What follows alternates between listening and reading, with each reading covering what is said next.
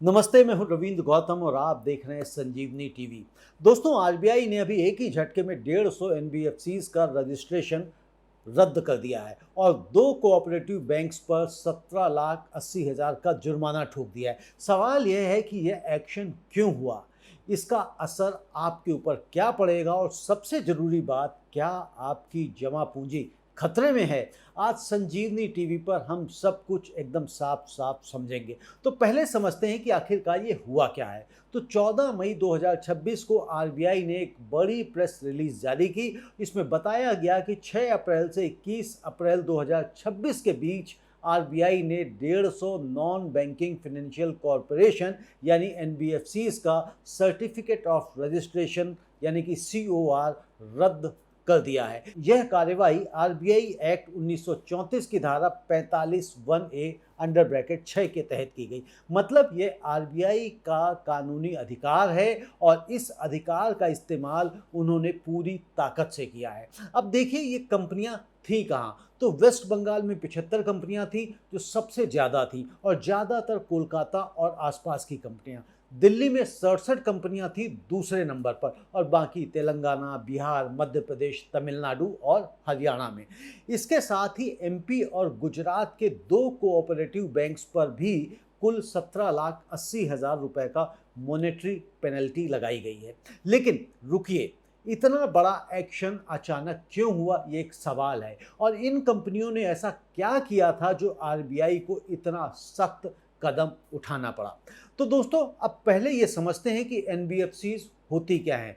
NBFC यानी कि non banking financial company, ये वो कंपनियां होती हैं जो बैंक नहीं है पर बैंक जैसा काम करती हैं। लोन देती हैं, निवेश करती हैं, लीजिंग और हायर परचेज करती हैं। भारत में 9,500 से ज़्यादा रजिस्टर्ड एनबीएफसीज हैं।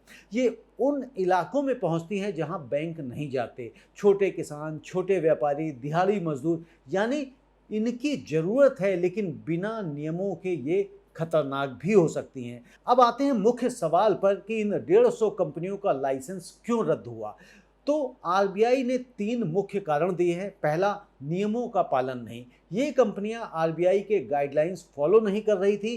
कंपनियां कागजों में एनबीएफसी और असलियत में मनमानी। और दूसरा कारण, फाइनेंशियल डिसिप्लिन की कमी। कुछ कंपनियों के पास पर्याप्त कैपिटल नहीं था और उसके बावजूद भी वो लोन दे रही थी, पर खुद फाइनेंशियली कमजोर थी। यानी एक छोटा झटका भी उन्हें और उनके ग्राहकों को पूरी तरह से डुबो सकता था। और तीसरा, इनएक्टिव या डोरमेंट कंपनीज।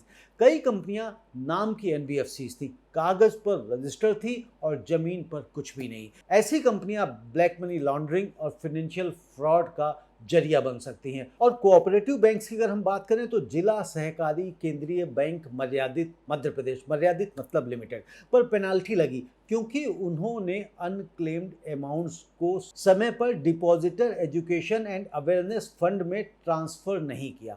केवाईसी रिव्यू भी 6 महीने में नहीं हुई जैसा कि नियम है और दूसरे बैंक पर भी इसी तरह की गड़बड़ियां पाई गई। सोचिए, अगर आरबीआई ये एक्शन नहीं लेता तो क्या होता।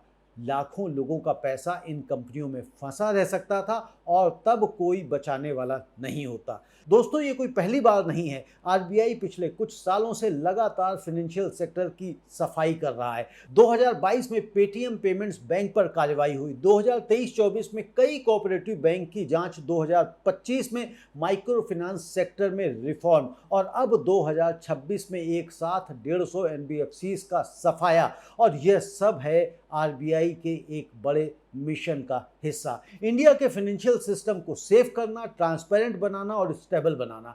दरअसल इंडिया में छोटी एनबीएफसीज ने कई बार आम लोगों को लूटा है।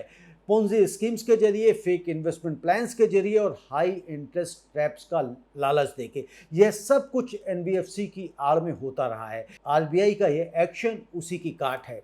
दोस्तों, लेकिन इस एक्शन का असर सिर्फ इन कंपनियों पर नहीं, इसका असर आप पर भी पड़ सकता है। कैसे? दोस्तों, अब सबसे जरूरी सवाल यही है कि इस एक्शन के बाद आप पर यानी कि आम ग्राहक पर क्या फर्क पड़ता है। दोस्तों, पहली बात, अगर आपने इन 150 एनबीएफसीज में किसी में भी पैसा लगाया है तो घबराइए मत, लेकिन सतर्क रहिए। सर्टिफिकेट ऑफ रजिस्ट्रेशन रद्द होने का मतलब यह नहीं कि कंपनी रातों रात बंद हो गई। उन्हें अपना बकाया सेटल करना होगा, लेकिन यह प्रोसेस लंबा हो सकता है। अगर आपने किसी ऐसी एनबीएफसी से लोन लिया है तो आपकी ईएमआई ऑब्लिगेशन खत्म नहीं हो जाती। लोन किसी दूसरी संस्था को ट्रांसफ़र हो सकता है और आपका लोन डॉक्यूमेंट संभाल कर आपको रखना है। कोऑपरेटिव बैंक्स की बात अगर हम करें तो आरबीआई ने साफ कहा है कि पेनल्टी का मतलब यह नहीं है कि बैंक के कस्टमर्स के ट्रांजैक्शंस प्रभावित होंगे। यह पेनल्टी सिर्फ और सिर्फ बैंक मैनेजमेंट की लापरवाही के लिए है। अगर आपकी कोई एफडी है, सेविंग है, तो वो सुरक्षित है। और याद रहे, deposit insurance and credit guarantee corporation यानी कि DICGC प्रत्येक बैंक में 5 लाख रुपए तक की जमा राशि की इंश्योरेंस देती है। यानी बैंक डूबे तो भी 5 लाख रुपए तक का पैसा आपका सुरक्षित है। लेकिन एनबीएफसी के लिए ऐसा कोई इंश्योरेंस नहीं है और यही वो जानकारी है जो बहुत कम लोग जानते हैं और यही वजह है कि आरबीआई का ये एक्शन इतना ज़रूरी था। दोस्तों, अब वो बात जो ज़्यादातर रिपोर्ट्स में नहीं है।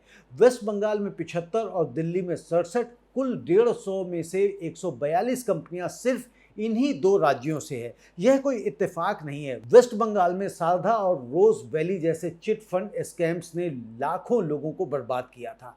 उसके बाद से बंगाल में फेक फाइनेंशियल कंपनीज का एक जाल और भी घना हो गया था। दिल्ली में बड़े शहर की आड़ में छोटी छोटी शेल कंपनीज, कागज पर इन्वेस्टमेंट फर्म और असलियत में फ्रॉड नेटवर्क। आरबीआई का यह एक्शन एक तरह से उन स्कैमर्स को सीधा संदेश है कि तुम्हारा वक्त खत्म।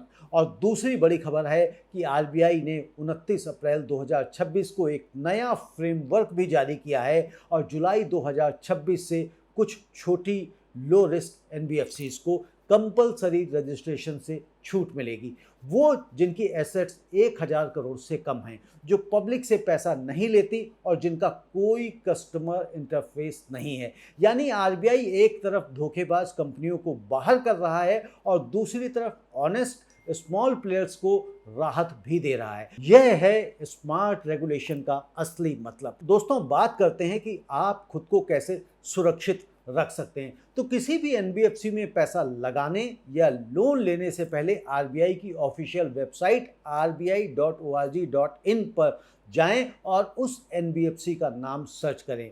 यदि वो रजिस्टर्ड है भी या नहीं, यह 1 मिनट में पता चल जाएगा। और नंबर 2, यदि कोई एनबीएफसी बहुत ज़्यादा रिटर्न देने का वादा करे तो ऐसे एनबीएफसी से सतर्क हो जाइए, क्योंकि जो लालच में फंसता है, जो ट्रैप होता है, उसका पैसा कहीं ना कहीं डूबता है। ये हम इतिहास में देखते चले आ रहे हैं। कई वर्षों में आप देख लीजिए, जिन कंपनियों ने, जिन एनबीएफसीज ने, जिन फिनेंशियल कंपनीज ने इस तरह के बड़े बड़े वादे किए हैं, वो एक ना एक दिन डूबी हैं और इन्वेस्टर्स, निवेशक परेशान हुए हैं। तो आप अपने पैसे को संभालें और सतर्क रहें, क्योंकि ऐसी कंपनियां आपकी जो गाढ़ी कमाई है, खून पसीने की कमाई है, उनको चपत लगा सकती हैं। आपको ये हमारा कार्यक्रम कैसा लगा, इस पे आप कमेंट करके अवश्य बताएं। और कहीं आप किसी एनबीएफसी में कभी अगर फंसे हैं तो अगर ऐसा कोई एक्सपीरियंस है तो वो भी शेयर करें, ताकि हमारे दर्शकों को पता लगे। और यदि अभी तक आपने हमारे चैनल को सब्सक्राइब नहीं किया है तो चैनल को सब्सक्राइब भी अवश्य करें। आपका बहुत बहुत धन्यवाद। नमस्ते।